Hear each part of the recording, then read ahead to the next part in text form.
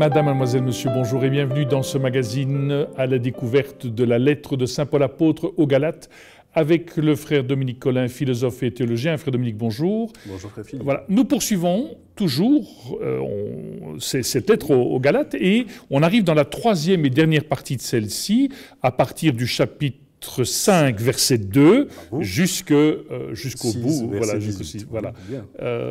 Et là, donc, qu'est-ce qu'il en est exactement dans cette dernière partie? Dans cette partie que j'ai appelée donc la section de l'éthique de la liberté. Puisque donc Paul a rappelé le fondement de la liberté. La liberté, c'est d'être assujetti à la liberté. Il n'y a pas d'autre liberté que celle-là, et cette liberté se confond avec être conduit par l'esprit. Donc quand vous entendez Paul dire être conduit par l'esprit, c'est être conduit par la liberté. La liberté fait corps avec l'esprit, ou l'esprit fait corps avec la liberté. Donc être conduit par l'esprit, c'est être dans cette liberté, et c'est même une liberté qui ne cesse pas d'être libérée. Au chapitre 5, verset 1, justement, il y a cette phrase merveilleuse, c'est pour que nous soyons vraiment libres que Christ nous a libérés. Et en fait, littéralement, c'est libérés pour la liberté.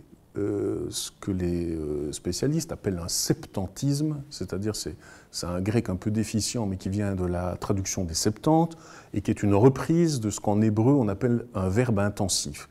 Donc ça veut dire quoi en clair et en français? Ça veut dire que Paul dit cette liberté, c'est une liberté qui est en déploiement permanent. Donc la liberté se libère elle-même en nous.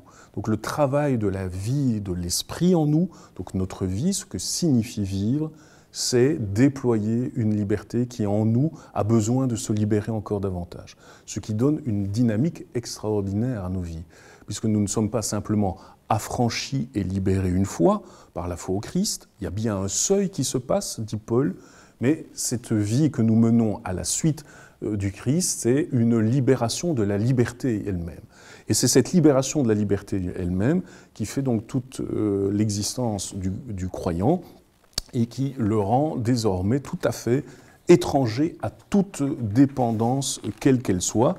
Et je me permets, parce qu'il faut quand même que je le dise, de revenir un petit peu avant, au chapitre 4, Paul dit avant, vous étiez esclaves des dieux qui par nature ne sont pas, donc des idoles, et vous êtes maintenant en train de revenir à des éléments faibles et pauvres pour vous y rendre esclaves.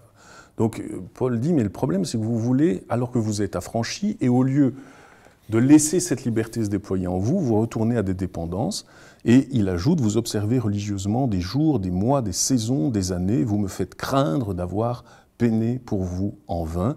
Il dit, vous respectez à nouveau un cycle de la nature, qui est le cycle des fêtes religieuses organisées par les saisons. Or, ça n'a plus de sens, dit Paul, parce qu'il vient de dire juste avant, quand vint la plénitude du temps, Dieu a envoyé son Fils, né d'une femme, etc. Donc si on est dans la plénitude du temps, c'est le temps de la liberté, et donc on n'est plus soumis au cycle, aux saisons, parce que ce cycle est en fait une sorte de dépendance à la reconduction. Chaque année, on reprend les mêmes choses, les mêmes fêtes, etc. Au chapitre 4, versets 10 et 11, peut-être oui, pour situer. Tout à fait. Et donc, ça veut dire que toutes ces dépendances religieuses, donc il y a une attaque frontale contre ce qui est peut-être devenu l'année liturgique chez les chrétiens, et en tout cas une certaine forme de piété qui est dépendante d'une certaine reconduction. Donc il y a une liberté totale chez Paul. Donc liberté totale au nom de la liberté. N'obéissez jamais, sauf si vous êtes assujetti à la liberté. Et c'est ça qui déploie donc la finale. Alors elle culmine en quoi cette liberté qu'on laisse se libérer en nous? Eh bien Paul dit, elle culmine en une loi qui est la loi du Christ. Et cette loi du Christ, c'est l'amour, dont il rappelle un unique commandement, aimez-vous les uns les autres, enfin aimez votre prochain comme vous-même. Donc l'amour, c'est, j'allais dire non pas le terme, mais c'est le point, l'accomplissement de la liberté. Pourquoi? Parce que aimer vraiment quelqu'un, c'est absolument se rendre indépendant de lui pour qu'il devienne indépendant de moi, c'est-à-dire pour que je l'enfante à sa liberté comme lui-même m'enfante à la mienne.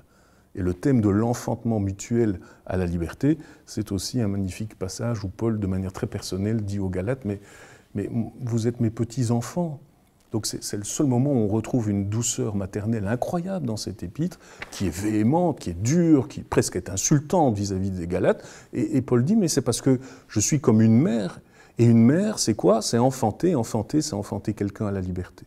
Donc il n'y a pas d'amour plus grand que de rendre l'autre absolument libre, c'est-à-dire indépendant.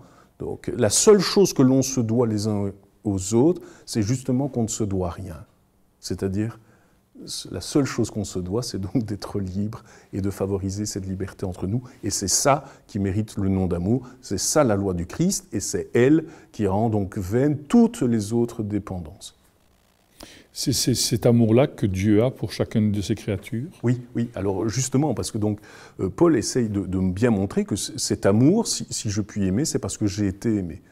Et c'est ça qui fait qu'il n'y a plus de condamnation, il n'y a plus de malédiction. Il y a des passages, c'est peut-être un petit peu compliqué de les mentionner ici, mais vous irez relire, il y a plein de passages où Paul montre que c'est donc bien parce que nous avons été aimés et délivrés, c'est parce que le Christ a pris sur lui la malédiction de la loi que nous sommes entrés dans la bénédiction. Et la bénédiction, ça veut dire quoi?